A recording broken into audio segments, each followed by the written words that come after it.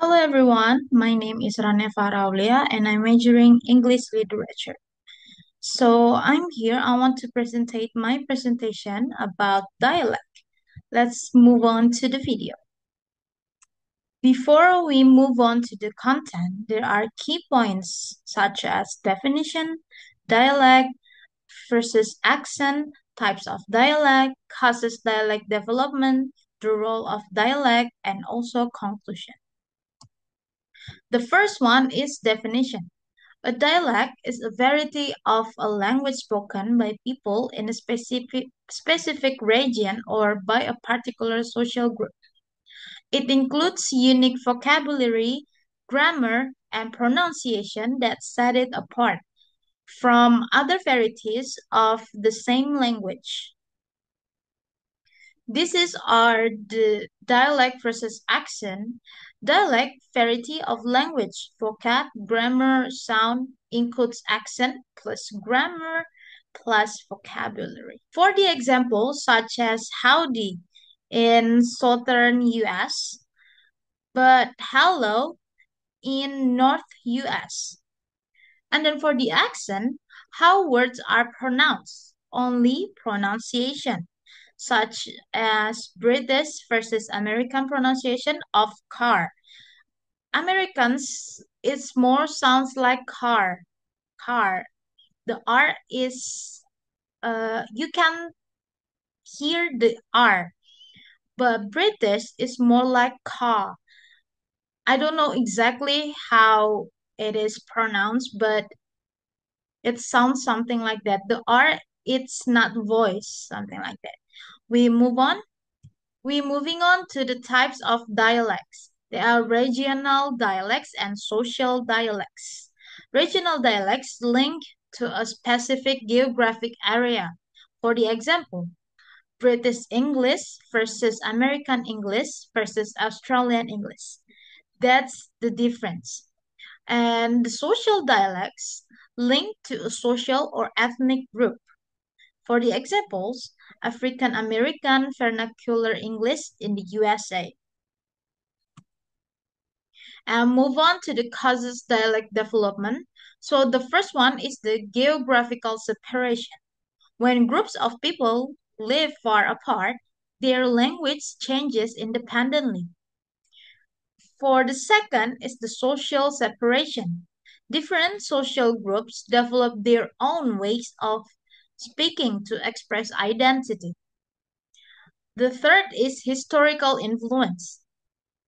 Contact with other languages or cultures can introduce new words and ways of speaking.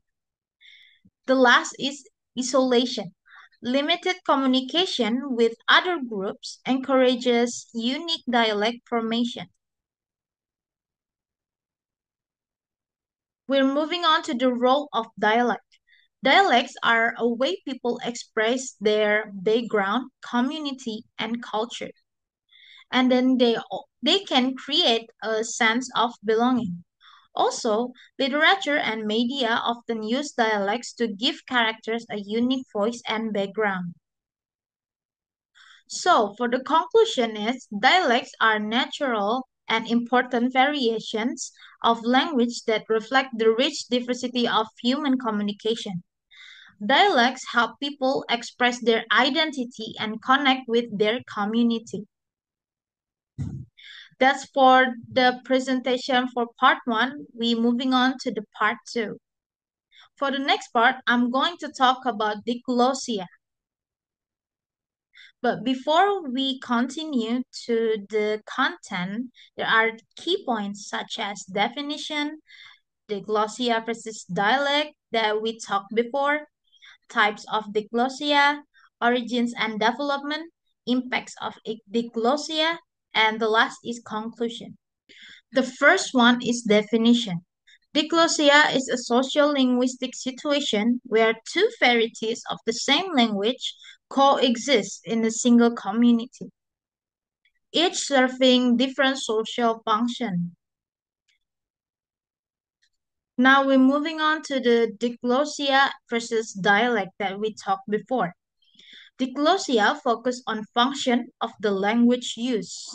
For the example, Arabic-speaking countries, modern standard Arabic, high, versus local Arabic dialects is low. H is for high and L is for low. The next example is Switzerland, standard German, high, versus Swiss German, low. Now for the dialect, like we talked before, the variety of language, vocab, grammar, sound. The example is like British English versus American English versus Australian English, something like that. We're moving on to the types of diglossia. Like we talked before, high and low. If you don't know, high variety and low variety. High variety used in formal settings, education, media, literature, government, and many more. And for low variety, used in formal, everyday conversation, like home, friends, local community, and many more. So here's are the origins and development.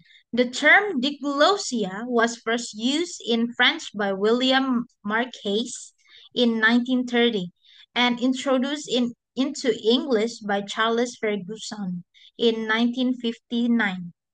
Ferguson's classic examples Arabic, Modern Greek, Swiss German, Haitian Creole.